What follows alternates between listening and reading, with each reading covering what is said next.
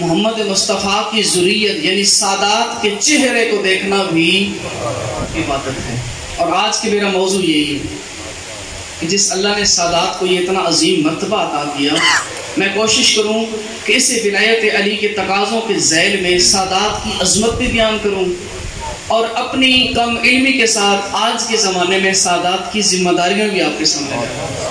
اگر یہ موضوع آپ کو پسند آیا ہے تو بلند تر صلوات پڑھیں۔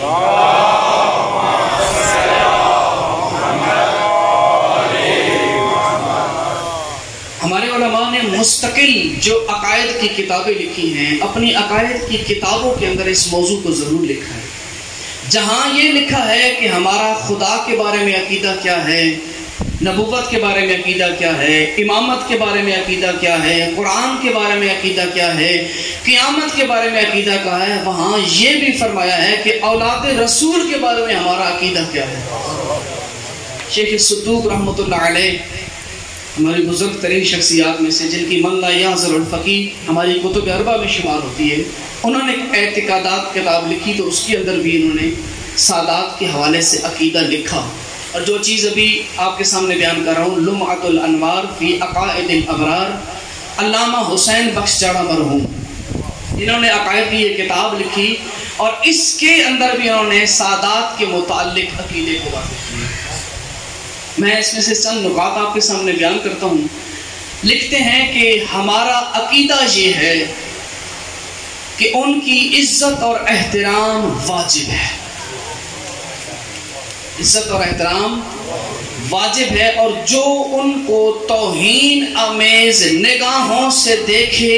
وہ در حقیقت محمد و آل محمد کی قدر و منزلت سے بیگانہ ہے، وہ آل محمد کی ہی معرفت نہیں رکھتا، کہ جو توہین آمیز نگاہوں سے دیکھتا ہے۔ یہاں پر اس کے بعد انہوں نے پھر بڑی تفصیل دی کہ میں اس بات کو ثابت کرنے کے لیے کہ سادات کا احترام واجب ہے، کہتے ہیں نہ میں کوئی آیت بتاؤں گا نہ میں کوئی روایت بتاؤں گا، کیونکہ سادات کے احترام کے لیے اتنا ہی کافی ہے کہ اگر کائنات کی کوئی چھوٹی سی چھوٹی چیز اٹھا کر محمد مصطفیٰ یا اس کی آل سے منسوب ہو جائے تو وہ چیز لائق احترام ہے، تو جن رگوں میں محمد کا خون دوڑتا ہو ان کے احترام کے لیے کسی دلیل کی ضرورت نہیں۔ جب بازار سے ہم کپڑا خرید کر کوئی اور چیز خرید کر اس پاک دروازے سے منسوب کر دی جاتی ہے تو وہ لائق احترام ہوتی ہے، تو جن رگوں میں مصطفیٰ کا خون دوڑ رہا ہے اس کی تعظیم ثابت کرنے کے لیے مجھے کسی دلیل کی ضرورت نہیں ہے۔ پھر اگلے صفحے پر کہتے ہیں کہ بس جو شخص سادات کی توہین کرے یا ان کی توہین پر لوگوں کو آمادہ کرے، دوسروں کو برگلائے کہ تم اس کی توہین کرو، یا ایسی حرکت کرے جس سے ان کی توہین لازم آتی ہو، تو گویا وہ شخص محمد و آل محمد کی توہین کا مرتکب ہے۔ یہ عظمت ہے سادات کی۔ پیغمبر اکرم صلی اللہ علیہ وآلہ وسلم کا فرمان ہے اکرموا اولادی الصالحین للہ والطالعین لی، میری اولاد میں سے جو نیک ہوں ان کا احترام کرو اللہ کے لیے، اور اگر کوئی گناہ گار سید ہے تو اس کا احترام کرو مجھ محمد کی وجہ سے، مجھ محمد کی وجہ سے احترام کرو۔ اور تاریخ کہتی ہے کہ اتنے سارے واقعات ہمارے سامنے آتے ہیں، احادیث پوری پڑھیے۔ امام رضا علیہ السلام کی حدیث ہے،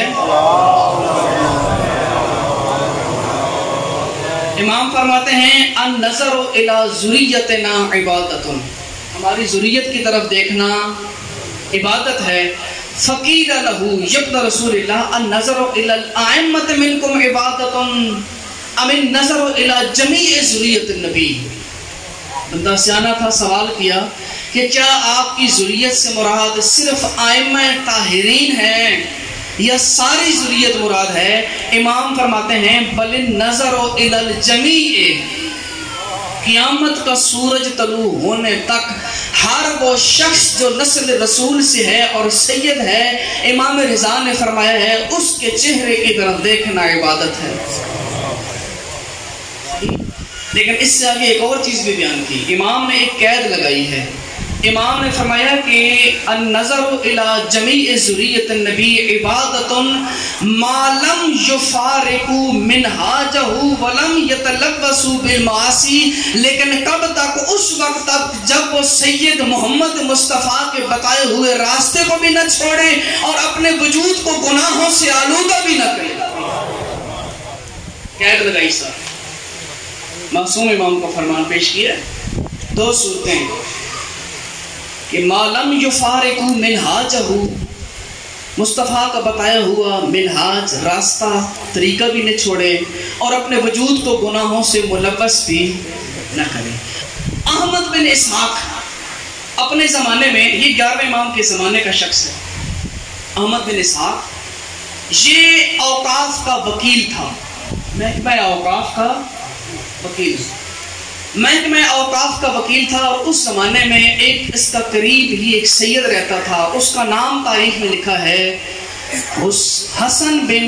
حسین بن محمد بن اسماعیل بن جعفر صادق،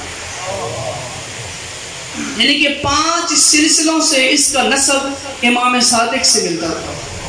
لیکن بری محفل کی وجہ سے، برے دوستوں کی وجہ سے اس کو عادت پڑ گئی تھی شراب پینے کی۔ ایک دن پیسے ختم ہوئے، مجبور ہوا، تو کہتا ہے وہ سید خود اس احمد بن اسحاق کے دروازے پر گیا، اور احمد بن اسحاق جانتا تھا یہ تو شراب پیتا ہے، اس نے انکار کر دیا، کہا میں ملاقات نہیں کروں گا۔ اب ملاقات نہیں کی تو کچھ عرصے کے بعد وہاں سے وہ سید چلا گیا اسی ٹائم، لیکن کچھ عرصے کے بعد یہی احمد بن اسحاق کہتا ہے میں نے ارادہ کیا کہ میں حج کروں، حج کرنے کے لیے گیا، اور اس مقام پر جا کر میرا ارادہ بنا کہ جب حج کیا ہے تو ابھی جاتا ہوں سامرا وقت کا امام حسن عسکری ہے، امام کی زیارت بھی کرتا ہوں۔ کہتے ہیں امام حسن عسکری علیہ السلام کی خدمت میں گیا تو جس طرح یہ دروازے پر کھڑا تھا اور اس نے کہا ہے کہ امام کو جا کے بتائیے احمد بن اسحاق آیا ہے، تو اندر سے جواب آئی کہ جس طرح تو نے میرے چچا زاد کو اپنے دروازے سے واپس پلٹایا ہے، جا میں حسن عسکری میں تجھے ملنے سے انکار کرتا ہوں۔ کہتے ہیں دروازے پہ بیٹھ کے رونا شروع کیا، روتے روتے روتے بالآخر اجازت ملی، امام کے سامنے آیا، وجہ پوچھی، امام نے یہ وجہ بتائی، اور امام نے کہا خبردار، وہ بے شک شراب پیتا تھا، گناہ کرتا تھا، اس کو عادت پڑ گئی تھی، لیکن تیرے اوپر احترام کرنا واجب تھا، خبردار ابھی جاؤ تو اس کو اسی طرح احترام کرنا جس کا حق بنتا ہے۔ تاریخ کہتی ہے احمد ابن اسحاق گیا قم کے اندر، قم کے جتنے بھی زعامات تھے، بزرگ شخصیات تھیں، اس کی زیارت کے لیے آئیں، اس کو ملنے کے لیے آئے، اور انہی لوگوں کے درمیان یہی حسین بن حسن بھی آیا، وہی سید۔ جب دور سے آتے دیکھا کہ وہی سید میری بارگاہ میں آ رہا ہے، اپنی جگہ سے کھڑا ہوا اور اس کے لائق شایان شان اس کا احترام کیا۔ جب اس احترام کے انداز کو دیکھا تو بالآخر بول اٹھا، تو وہی شخص نہیں ہے جس نے اپنے دروازے سے مجھے واپس پلٹایا تھا؟ وہ دروازے والا کردار کہاں؟ اور یہاں آج اٹھ کے میرا احترام کرنا کہا؟ اس نے کہا، احمد بن اسحاق کہتا ہے میں یہ احترام اس لیے کر رہا ہوں، اس وقت اور زمانے کا امام حسن عسکری ہے، اس نے مجھے تیرے احترام کا حکم دیا ہے۔ کہتے ہیں جب یہ جملے سنے وہ سید رو پڑا، کہتا ہے غلطی میری ہے، اپنے گناہوں سے پشیمان ہوا، توبہ کی، ہمیشہ کے لیے شراب نوشی کو چھوڑ دیا، گناہوں کو ترک کر دیا، اور ہمیشہ کے لیے مسجد میں آ کے عبادت شروع کی، اور جناب معصومہ قوم کے حرم کے اندر اس نے جھاڑو دینا اور خدمت کرنا شروع کی، اور وہاں پر مجاور بن کے بیٹھ گیا۔ کہتے ہیں کہ جب وہ دنیا سے گیا تو اس کو اسی حرم معصومہ کے صحن میں دفن گیا۔ آج جب کوئی بھی زیارت کرنے کوئی شخص جاتا ہے، جب معصومہ قوم کے روزے پر جا کر زیارت پڑھتا ہے، اسی حسین بن حسن کی قبر پہ بھی جا کے زیارت کرتا ہے۔ اس کو احساس ہوا کہ جب ہمارے امام، ہمارے جد ہمارا اتنا احترام کرتے ہیں، اتنا عزت کرتے ہیں، تو ہمیں بھی تو لحاظ کرنا چاہیے۔ جب دنیا کی کوئی عام چیز ہم کسی شراب کے ذریعے نجس نہیں کرتے،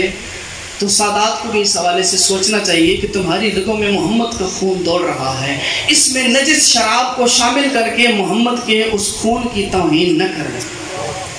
تو امام نے فرمایا تھے کہ اس وقت تک احترام کرو جب تک وہ محمد کے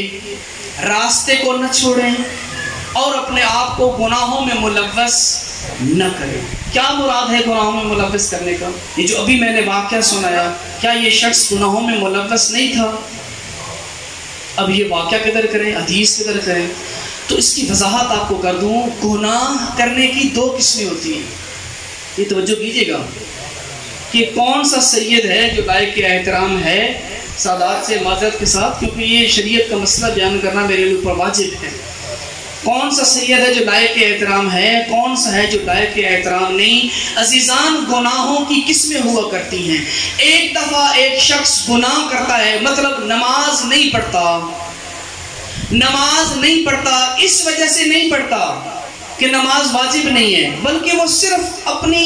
اہمیت کم دیتا ہے، اس کی نظر میں اہمیت نہیں ہے تیری نماز کی، بس غفلت کرتا ہے، غفلت کی بنیاد پر واجب جانتا ہے نماز کو لیکن نماز میں کوتاہی کرتا ہے۔ بے شک اگر اس قسم کا سید ہے کہ وہ واجب کو واجب رہتے ہوئے، حرام کو حرام رہتے ہوئے اگر وہ کوئی رد و بدل کرتا ہے اپنے کردار کے اندر، پھر بھی اس کا احترام واجب ہے۔ لیکن اگر کوئی سید محمد کے حلال کیے ہوئے کو حرام سمجھے، حرام کیے ہوئے کو حلال سمجھے، یا یہ عقیدہ رکھے کہ نماز تو واجب ہی نہیں، کسی حرام کے بارے میں یہ عقیدہ رکھے کہ یہ چیز حرام ہے ہی نہیں، اب شریعت کہتی ہے کہ اس سید سے اظہار براءت کرنا شریعت کے واجبات میں سے ہے۔ پھر تمہاری شرعی ذمہ داری ہے کہ جو پیغمبر کے کہتے ہیں نا، حدیث ہے حلال محمد حلال الی یوم القیامہ وحرام محمد حرام الی یوم القیامہ، کہ محمد کا حلال کیا ہوا قیامت تک حلال رہے گا، محمد کا حرام کیا ہوا قیامت تک حرام رہے گا۔ اگر کوئی محمد کے حلال کیے ہوئے کو حرام قرار دے یا حرام کی ہوئی چیز کو حلال قرار دے، وہ اس کا ایمان خارج ہو جاتا ہے اور اب وہ پسر نو کا کردار ادا کر رہا ہوتا ہے۔ لیکن ساتھ ایک اور وضاحت کرتا ہوں، ہم لوگ زیادتی کرتے ہیں۔ اگر کسی گناہگار سید کو دیکھتے ہیں تو فوراً زبان سے کہہ دیتے ہیں یہ تو نوح کے بیٹے والا کردار ادا کرتا ہے، خبردار۔ یہ وہ عام جملہ نہیں، نوح کے بیٹا گناہگار نہیں تھا، صرف نوح کے بیٹے کا قصور یہ نہیں تھا کہ وہ صرف گناہگار ہے، وہ وقت کی حجت اور وقت کے نبی کی بات کا انکار کر رہا تھا اور دائرہ ایمان سے خارج ہو گیا تھا، اس لیے وہ اہل میں سے نہیں۔ لیکن اگر کوئی سید خدا نخواستہ گناہوں میں ملوث ہے، اپنے واجبات میں کوتاہی کرتا ہے، شریعت کہتی ہے ہمیں بالکل اس سے سختی کرنے کی اجازت نہیں، پیار محبت کے ساتھ اس کو احساس دلائیں، اس کو پیغام دیں کہ تو جس شریعت تیرا حق بنتا تھا، بھئی ہم تو غیر سید ہیں نا،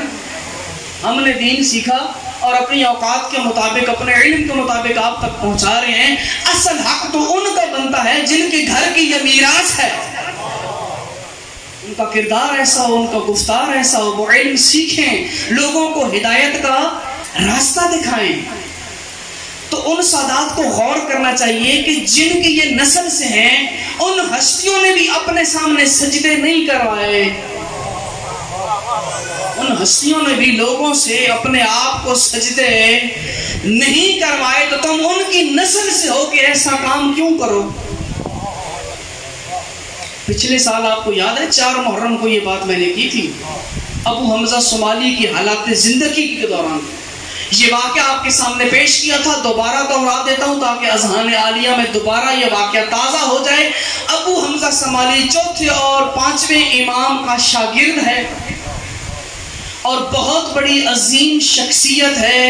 اماموں کے اصحاب میں سے تھا۔ بڑی مدت کے بعد امام زین العابدین علیہ السلام کی خدمت میں آتا ہے، بلند تر صلوات پڑھیے۔ امام کی خدمت میں آتا ہے، اور جس طرح بڑی مدت کے بعد اشتیاق کی وجہ سے لوگ ملا کرتے ہیں، جب ہم ملتے ہیں تو اشتیاق میں بڑی مدت کے بعد پرتپاک انداز میں ملتے ہیں، یہ بھی امام کے سامنے گیا بڑے پرتپاک انداز میں، پیشانی کا بوسہ دیا اور کہا کہ مولا اپنا دست مبارک عباس سے باہر نکالیے۔ امام نے اپنا ہاتھ باہر نکالا، ہاتھ پہ بوسہ دیا، پھر اشتیاق اتنا تھا خود کہہ اٹھا مولا اپنا قدم مبارک بھی ذرا آگے بڑھائیں، میں اس پر بوسہ دے کر ثواب حاصل کروں۔ کہتے ہیں کہ یہ کہہ کر نیچے ہوا، جب نیچے جھکا بوسہ دینے کے لیے تو چوتھے امام نے سینے پہ ہاتھ رکھ کے اسے واپس کر کے منع کر دیا، گویا اپنے کردار سے امام سجاد کہہ رہے تھے کہ جو حالت تم ہمارے رب کے سامنے بناتا ہے میں امام برداشت نہیں کرتا کہ ویسی حالت تو میرے سامنے بنائے۔ اس کا مطلب ہے اس کی عقیدت مجبور کر رہی تھی پاؤں کو بوسہ دے، سجدہ کرے، اور زین العابدین شریعت کا محافظ تھا، شریعت کہہ رہی تھی جائز نہیں۔ اس کا مطلب ہے اگر عقیدت کبھی شریعت کے مقابلے میں آ جائے تو امام اپنے کردار سے بتا رہے ہیں خبردار تم یہ مت کہنا عشق کی منزل اور ہے، عشق کا راستہ اور ہے، شریعت اور ہے۔ امام کہتے ہیں ہم تمہاری محبت میں صرف اسی دائرے میں قبول کرتے ہیں جب تک اس کی شریعت اجازت دے، ورنہ اس کی عقیدت تقاضا کر رہی تھی سجدہ کرے، لیکن شریعت منع کر رہی تھی سجدہ نہ کرے۔ امام نے اس کو روک دیا، یہ شریعت محمدی ہے۔ آل محمد نے جس ذات کے سامنے سجدہ کرنے کا حکم دیا ہے کوشش کرے اپنی زندگی میں عزت احترام اپنی جگہ، لیکن 7 اعضاء کے ساتھ سجدہ کرنا اس کے لائق صرف ایک ذات ہے اور وہ خدا کی ذات۔ صلوات پڑھیے محمد والے